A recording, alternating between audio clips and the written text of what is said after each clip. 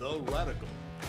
Fundamental principles of freedom, rational self-interest, and individual rights. This is the Yaron Brook Show. All right, everybody, welcome to Yaron Brook Show on this Tuesday, a little later in the day than usual, but I think this might be our time on Tuesdays.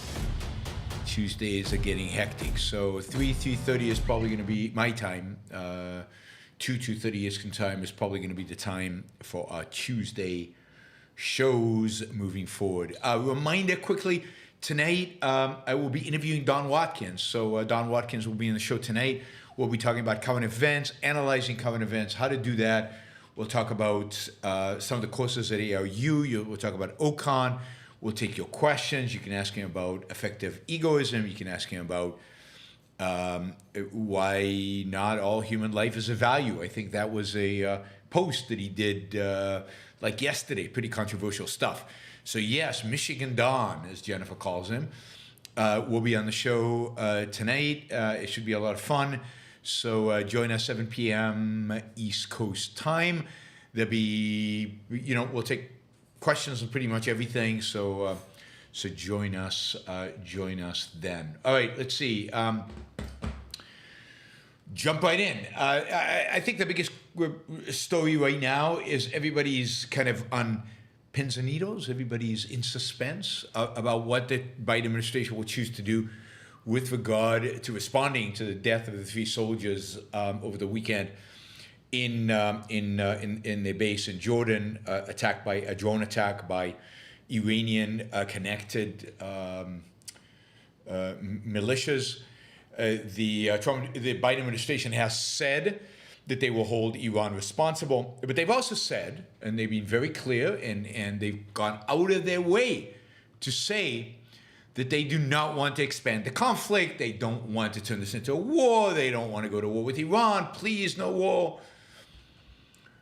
Basically, Blinken has repeated over and over again that, quote, escalation is in no one's interests, and, quote, no one wants to see more fronts opened in this conflict.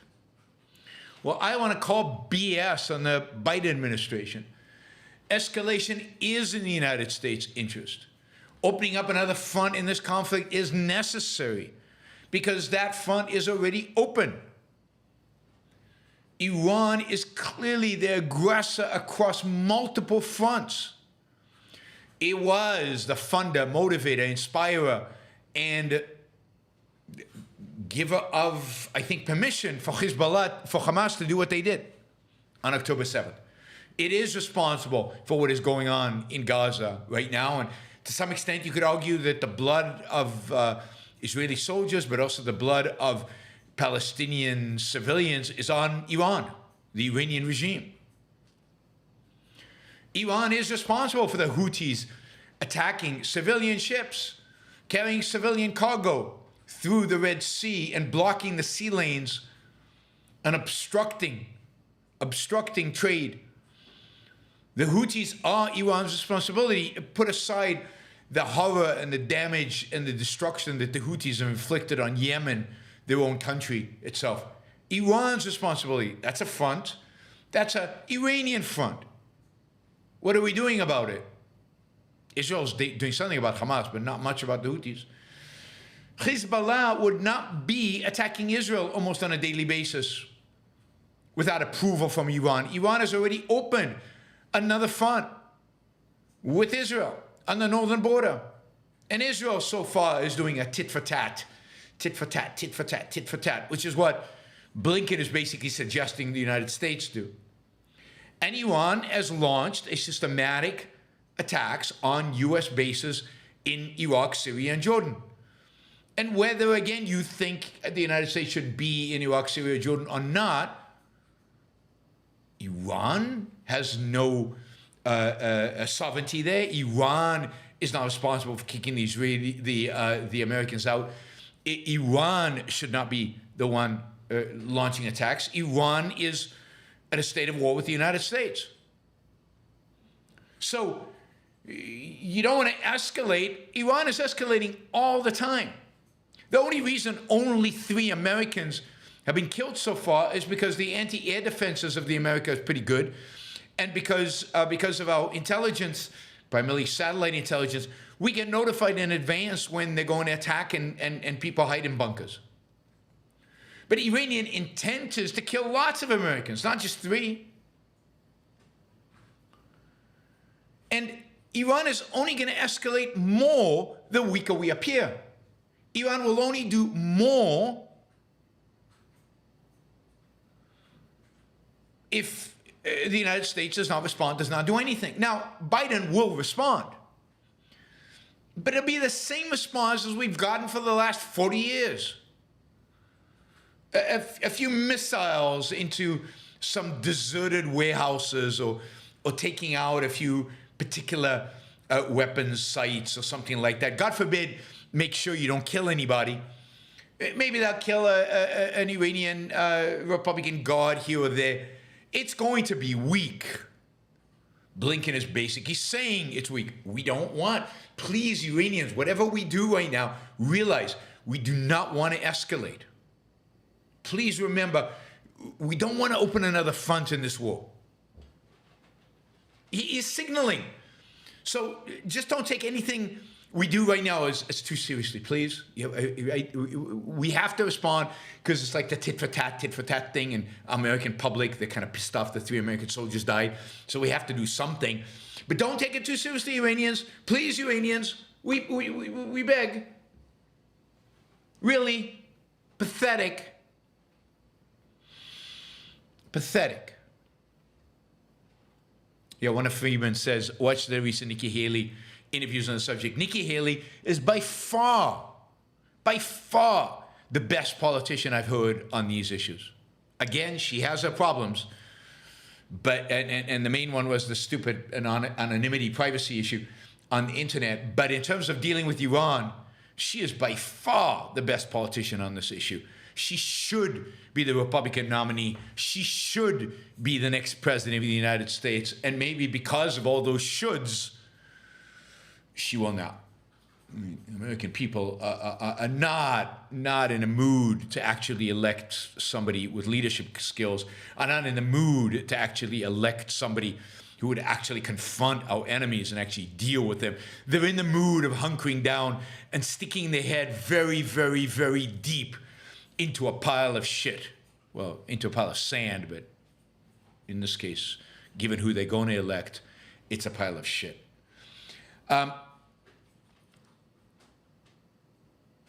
America needs to escalate.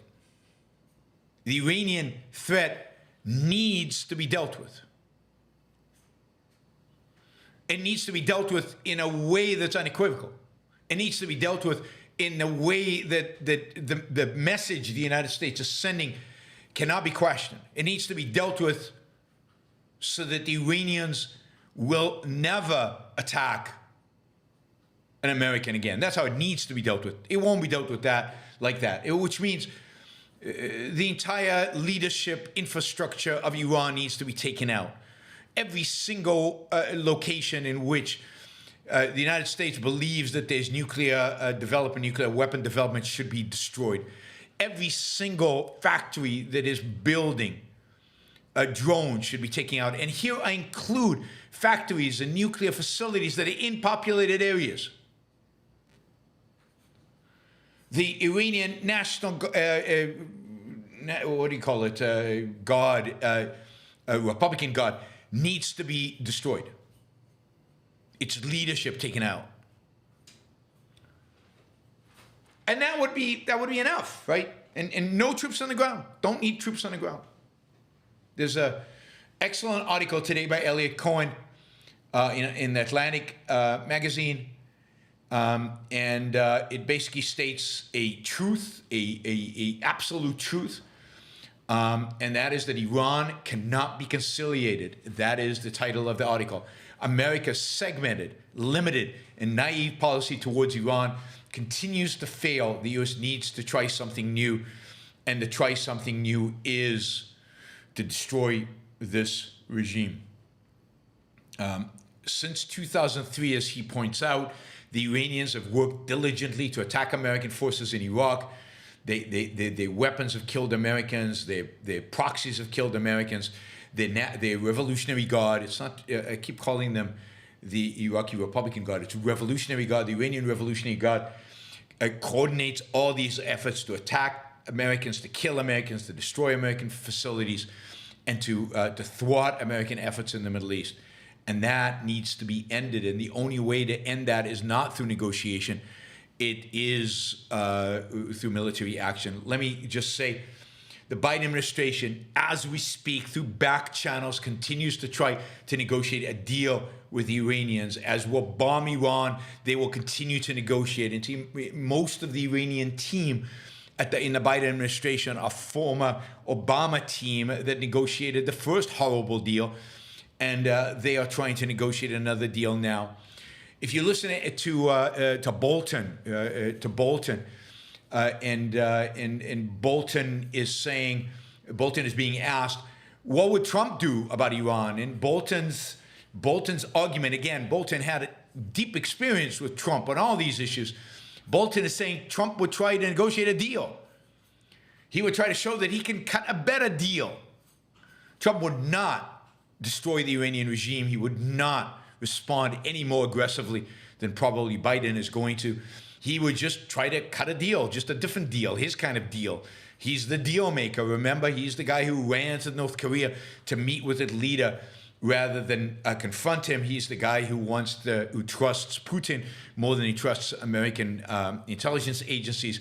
He's the guy who is jealous of Xi's. The fact that everybody stands up when Xi walks in the room, isn't that cool? All right. By the way, nothing of this has anything to do with Israel. Zero. Zilch.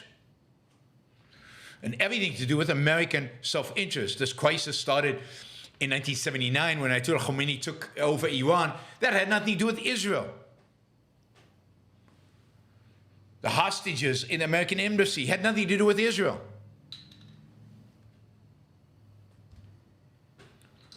I mean, it is a typical deflection of and disgustingly anti-Israeli and anti-Semitic to constantly blame Israel for America's failures in foreign policy. The troops in Jordan have nothing to do with Israel.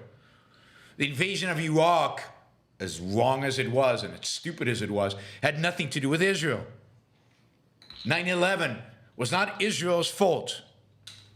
But you can continue to pretend, some of you out there, you can continue to live in a fantasy world that blames Israel for American weakness, that blames Israel for the lack of American strategic thinking when it comes to the threat that it faces in the Middle East. And for those of you who are really interested, Sam Harris has an excellent, excellent podcast that he just put up, I think, a day ago on the myths around what's going on in Israel right now, that relates what's going on right now in Israel to the global jihadist movement and the global jihadist war against the West. It is excellent. Sam Harris on these issues is fantastic, and everybody should listen to it, share it, distribute it widely as you can. All right, we will see. I mean, the Middle East is a mess. And Biden is definitely the wrong president to be in the midst of this. He is just too weak. And politically, he's torn in too many directions, right? He's got to try to appease the Jews. He's got to try to appease the left. In Michigan, if he wants to win Michigan, he wants to get the Arab vote in Michigan, the Muslim vote in Michigan, which is non-trivial in the state of Michigan. He has to appease his crazy left. He has to appease, on top of that, the guy can't think, right? And he's got a team of appeasers when it comes to foreign policy. All right. Talk about the Middle East. There is now significant efforts being exerted to come to a ceasefire agreement, or to come to some kind of long-term agreement with regard to Israel and Hamas. There was kind of three different efforts going on. The first effort is to get a ceasefire between Israel and Hamas, which the last I saw would involve a month-long, or a month and a half long ceasefire, 45 days, exchange of more than 100 Israeli hostages held by Hamas for thousands, literally thousands of Palestinian detainees in Israeli jails, including Palestinians who have committed murder, that is, including letting murderers out. And that is the proposal that the Israelis, together with the Americans, the Qataris, and the Egyptians, are putting in front of Hamas. That is, Israel is now asking Hamas to agree to let it release thousands of these prisoners, to begging Hamas to allow for a ceasefire. It's truly disgusting and despicable what is going on, and how much Israel is caving. The Netanyahu government is caving on these issues. Hamas so far has rejected these proposals, and that's the one hope. The hope for Israeli victory in Gaza lies with Hamas's obstinance not to accept this ceasefire proposal. What a pathetic, sad state of the world. Israel should be the one saying no ceasefire until complete victory. A second track of discussions is about trying to reshape the Palestinian Authority so that ultimately one day it can take over Gaza. Right now it administers parts of the old West Bank. This is where the Arab and American officials, this is an American initiative and a Saudi initiative, they want to overhaul the leadership of the Palestinian Authority, bring in younger people, and make it more effective and make it more agreeable to Israel, so that once the war is over, they can take over Gaza and eliminate Hamas control over Gaza. You have to remember that even though Hamas would only get, 50-60% of the votes among Palestinians today, the idea of eradicating Israel and the positive notions around October 7th still gets 70-80% among Palestinians. So a Palestinian Authority would have a majority of Palestinians who want to eradicate Israel behind them. It's not clear that the Palestinian Authority would be any different or any better than Hamas. It is, again, another example of Israel caving and America pushing Israel to cave, and just everybody falling over each other to appease the bad guys, appease those who would commit genocide. And remember, the genocidal party here is not Israel. The genocidal party here are the Palestinians. And the third track is American and Saudi officials pushing Israel to agree to create a Palestinian state. And in exchange, Saudi Arabia is going to forge formal ties with Israel for the first time ever. I really have no understanding of this one, right? So there's a Palestinian state. Do they stop doing October 7th-like stuff? And if they do, what happens to Palestinian state? Let's say there's a Palestinian state and they invade Israel and kill a bunch of people and they rush back into their Palestinian state. What happens then? Was there no really Palestinian state in Gaza? Was Gaza not a Palestinian state? It certainly was. And yet they still killed 1,200 Israelis and maimed and tortured and raped them. So what would be the response? What difference does it make if there exists something we call a state versus, what we have today? What is the advantage? Are the Saudis going to give Israel security assurances? What are those worth? Exactly zero. How can Saudi Arabia assure anything? The Israeli military is far superior to the Saudi military. Saudi Arabia can't assure Israel of anything. So what Palestinian state? Who is going to run this Palestinian state? The people who are committed to the destruction of the state of Israel And Israel should allow this? Is this Palestinian state going to have a military? Is the United States going to sell them F-16s?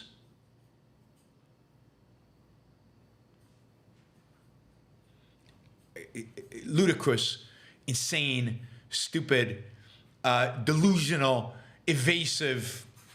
That's what I think of these proposals. It's bizarre and ridiculous. All right, France. France has had a significant challenge to its current immigration laws and the current levels of immigration coming into France, primarily from the right, and indeed the right in France is rising. Marine Le Pen's political party is gaining strength. Macron is declining. The center and the left are generally in decline, and the right is on the ascend. This is true in most of Europe, in almost all of Europe. You're going to see, we'll talk about this maybe tomorrow, there is a new right-wing German political party, but German political map has basically shifted dramatically to the right, and the left is in complete disintegration and complete chaos in Germany. The left is threatened to be completely wiped out or wiped out to a large extent during the next election. This is true in France, and a big issue in Germany, France, and all over Europe is immigration. And as a consequence of this, Macron's government tried to pass a law, a new immigration law. When it brought the immigration law up in front of the French Parliament, it discovered it did not have enough votes in order to get it passed. To get it passed, it needed the votes from Marine Le Pen's party, the right-wing National Front. In order to get their votes, they agreed to a number of provisions. They added about a third to the law. They increased it by about a third. All kinds of provisions limiting things like welfare to immigrants, limiting what do you call it? Family reunification, all kinds of restrictions on immigrants who are already in France. Also establishing quotas, Parliament establishing quotas on immigration was also part of that. Anyway, 2 days ago, the Constitutional Council in France, there's no Supreme Court the way we have it in the United States. They have a Constitutional Council, and the Constitutional Council, which is composed of lawyers, judges, former politicians, people like that. Constitutional Council reviews laws for their constitutionality, not from the perspective of a Supreme Court. It's their only job is to review laws vis-a-vis the Constitution. Anyway, the Constitutional Council basically declared about a third of the law, most of the parts that were added by the far right, as unconstitutional. Not so much because of content, but because of procedure, for procedural reasons, the way they were added as writers to a law and so on. So it doesn't rule out that a future government could pass those as a separate bill, but it did restrict the law as it is passed now. But the law went into effect today with those provisions cut out. But the law does include now, a few restrictions. For example, in order to get certain types of visas and certainly to get citizenship, the law is now going to require much higher levels of French proficiency. That is, there's always been a language requirement in order to get your visa or to get your citizenship. But now you have to be really good in French to get some of those visas and to get the citizenship. So it's increased the proficiency in French, requirements. It has also made it much, much, much easier to kick out French, to kick out, what do you call it, criminals. That's the word I was looking for. Criminals who live in France, who might have lived in France for years. Criminals who might even be have moved to France as children. So the French are now going to kick out of the country, send out of the country. The law makes it much, much easier to kick them out of the country. So much more difficult language-wise, much easier to kick them out. On the positive side, in terms of positive incentives, the law also makes it much easier to give work permits and legalize the status of illegal immigrants who are working in areas where there's a labor shortage. So for example, just like in the United States, there is a labor shortage in France when it comes to construction. So this will allow the government to basically give work permits to illegal immigrants working in construction in France because of the shortage of labor in that field. So that will be one of the things that this law makes possible. So on the one hand, it toughens up the laws. On the other hand, it makes it easier, where appropriate, to bring people in or to convert them from illegal to legal from the perspective of, do they have a job, and is the job one French obviously don't want to do or don't have the capabilities of doing. Like everywhere, certainly like the United States, immigration in Europe is a huge issue. Immigration in France is a huge issue, will continue to be a huge issue. It'll be an issue in the upcoming election for French president, which is still a few years off, but when it happens, there's no question immigration will be a big deal. And this law is a way for, I think, Macron to look tough when he goes up against Marine Le Pen with regard to immigration. One of the issues about extraditing these immigrants has to do with the fact that some of the terrorists that have attacked in France were people who had criminal records and were not kicked out of the country. And what they want to do is significantly toughen, and make it possible to kick people out who have been behaved criminally in France. All right, I found this kind of funny, sad, I guess. So Governor DeSantis had a press conference in Naples on yesterday morning, in which he called for significant amendments to the U.S. Constitution. This is what he does, I guess, now that he's not running for president anymore. He's calling for stupid amendments to the U.S. Constitution. I'm so glad this guy is not running for president anymore. So what he wants to amend the U.S. Constitution, he wants to have term limits for Congress members. That's an important one. God, if only we had term limits like, let's say, California, we would be in much better shape, because it's term limits. That's the solution to our country's problems. We need to alter the Constitution in order to include term limits for members of Congress. God. Line item veto for the president. That one's probably a good one. But again, anytime you open up the Constitution to changes, beware. We're in deep trouble anytime you do that. And allow the president to. That's the line item video. He also something around a constitutional amendment for equal laws for public and members of Congress. You think that's already in the Constitution. You don't need that. And then another one that's terrible is a balanced budget amendment. God, I want to puke. This is what we should start the Constitution on. We should, term limits for Congress members, line item veto, equal laws for public and members of Congress, which I think is already in the Constitution, and it just needs to be interpreted properly. And the worst one of all of them, balanced budget amendment, which would just give the Democrats and the Republicans an excuse to raise taxes so that they could spend more. This is the level of constitutional thinking that DeSantis can do. That is pathetic. That is so unoriginal. These kind of ideas have been bantered around conservative circles for a long time.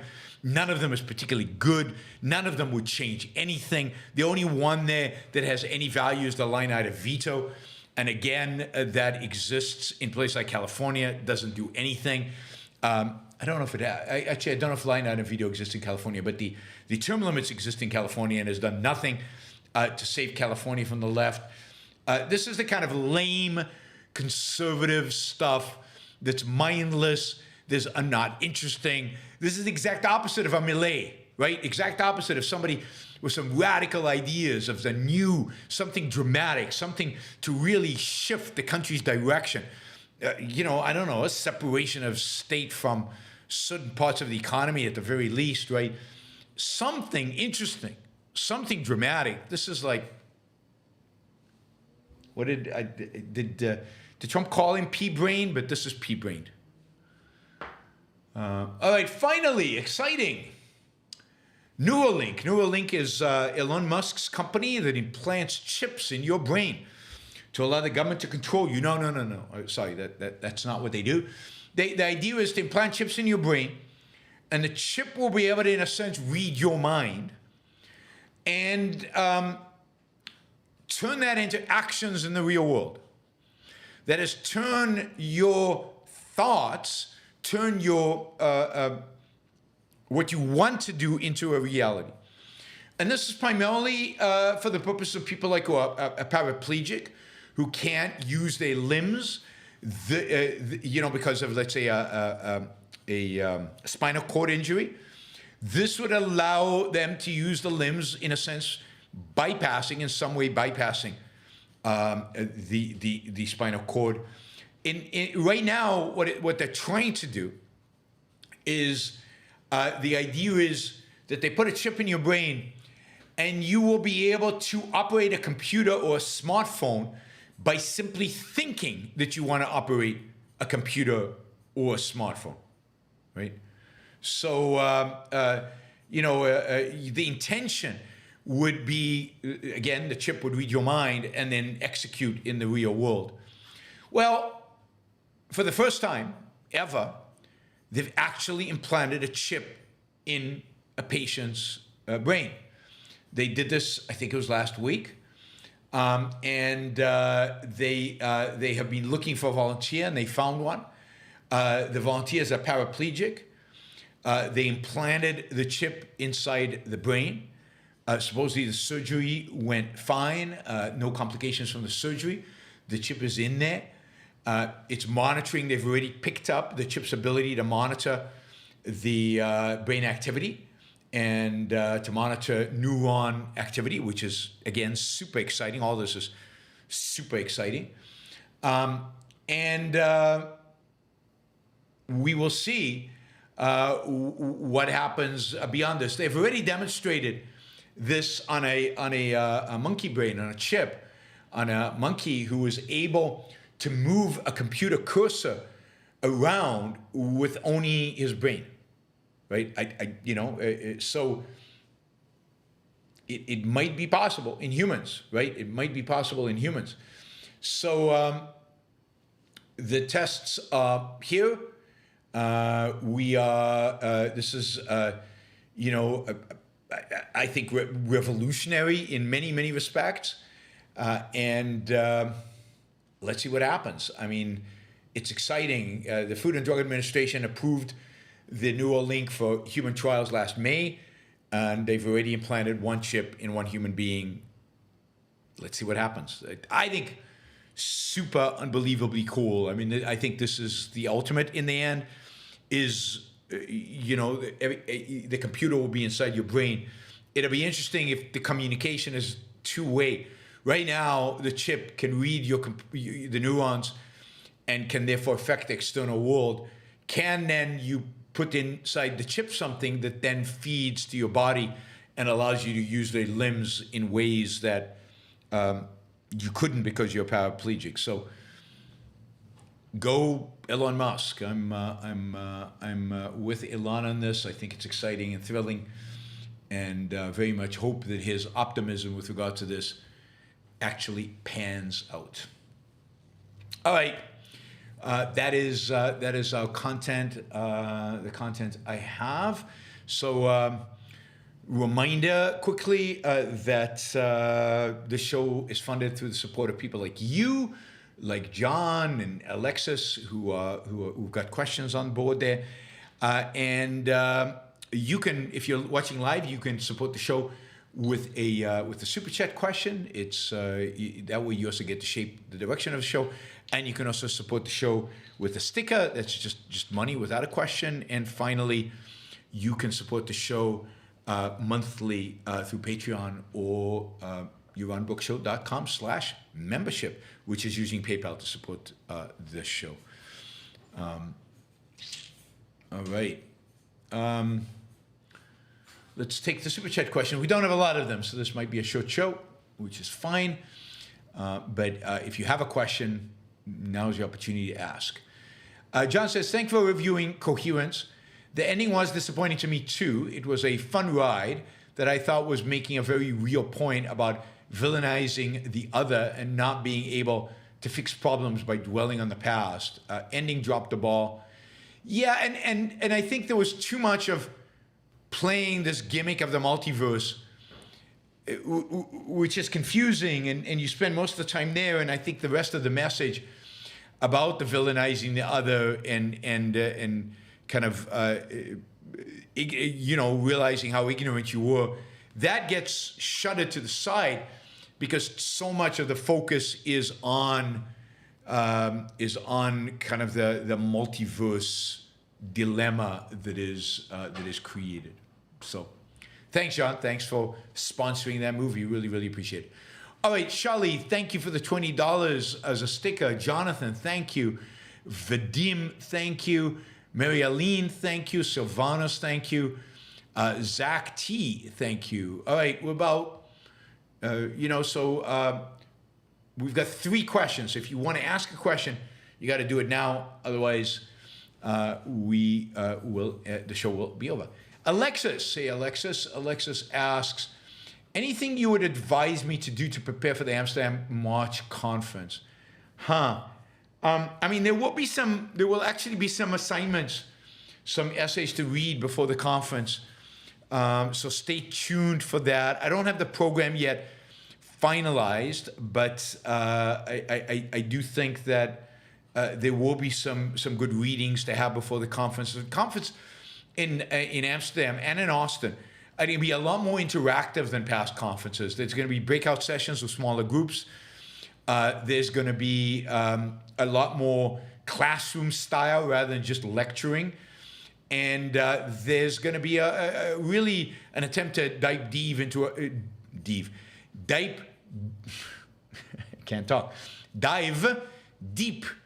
a few topics. And that, I think, is going to be exciting. So very different conferences. Again, those of you who still want to attend, you can still sign up. Those of you who still want to sign up for scholarships can still apply for a scholarship for another few days. And you can do that on AynRand.org/start here. AynRand.org/start here. So I think it's going to be a lot of fun. I'll just mention that the day after the conference, on the Monday, I am planning to do another public speaking seminar. So if you are attending, I know that Alexis has expressed interest in attending this, but if you're attending the conference in Amsterdam, I will be doing, after the conference, on the Monday, the conference ends Sunday night, Monday morning, somewhere between 9 to 4, 9 to 5, I'll be doing a public speaking seminar with you actually delivering stuff. And again, there'll be homework for that as well. I need, in addition to Alexis, another 4, 5, 6 people. And if anybody out there would like to attend, please let me know whether you're attending the conference or not. Maybe you're just in Amsterdam, or you live in the Netherlands, or you live anywhere in Europe, and you'd like to come and do the public speaking seminar. Yes, come on over. Please do it. And I think it'll be a lot of fun. So join us. It's $750 for the day. And the location will be close to the hotel where the Ayn Rand Institute conference is being held. Not in the hotel, but close to it. So thank you, Alexis. All right, one more from Alexis. Why so much more immigration now across Western Europe versus 10 years ago? I think the primary reason is the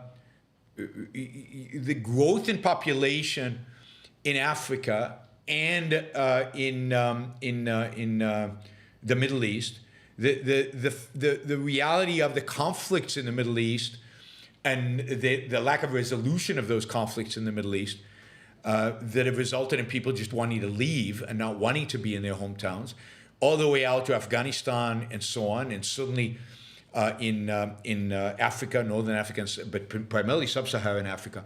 Just the distress, the poverty, the existence of an internet and the awareness of people in those countries about the relative prosperity that exists in Europe. And I would say that add to that is the existence of jobs in these places. You know, the economy does not like a vacuum. If there's demand for drugs, drugs will find a way in. If there's a demand for workers, workers will find a way in.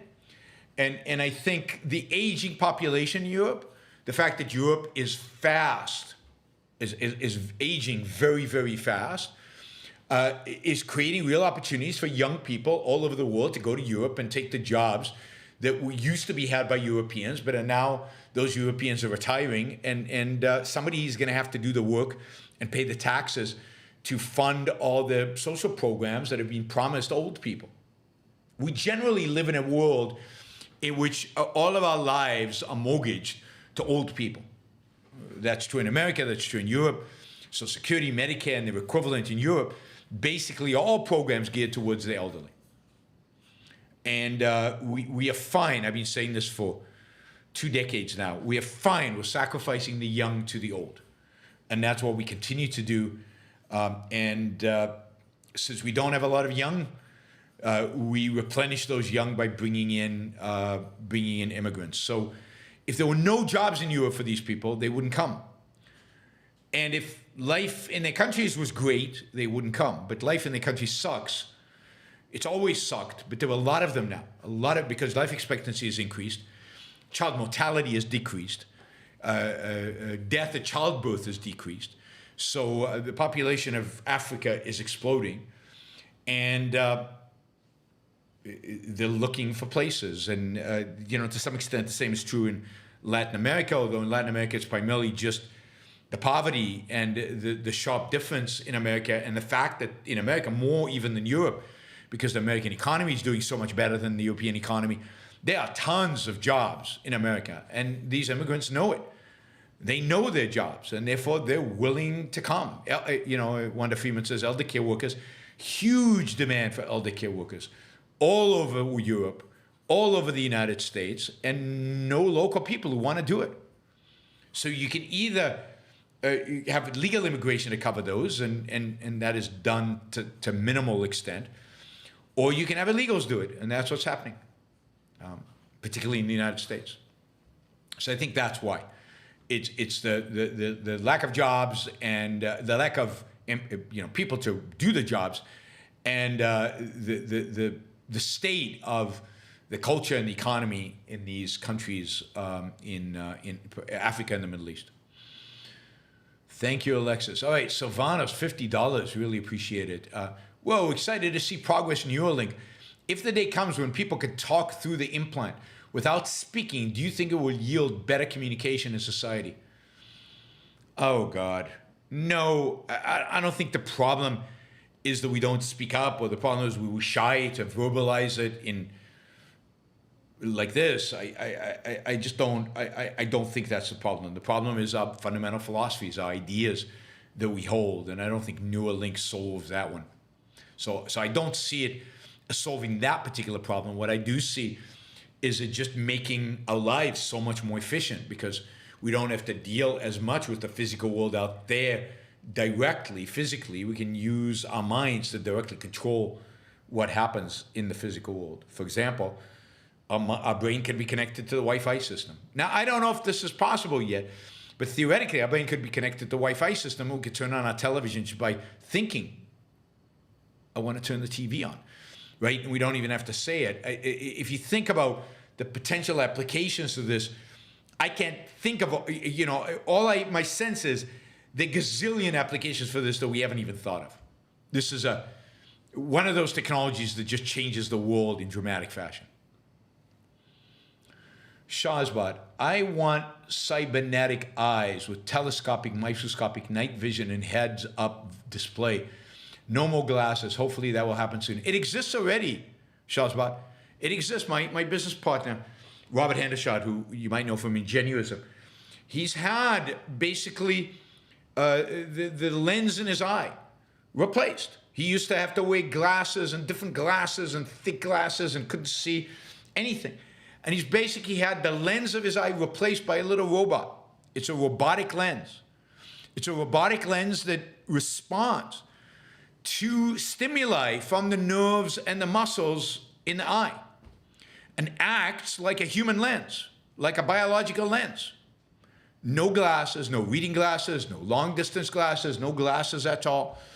And it feels completely normal. It's an expensive procedure right now, but it is doable. You can get bionic. They already are cybernetic eyes. Maybe they can't do the kind of microscopic, telescopic that you would like, but they're about as good as human eyes, as good as human lenses.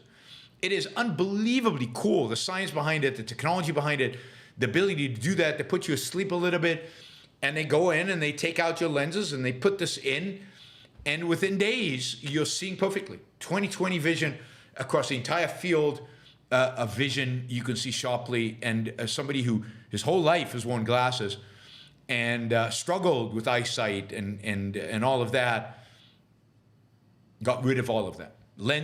Contact lenses, glasses, all gone. Reading glasses. I can't remember the name of the procedure. I'll get it for you next time.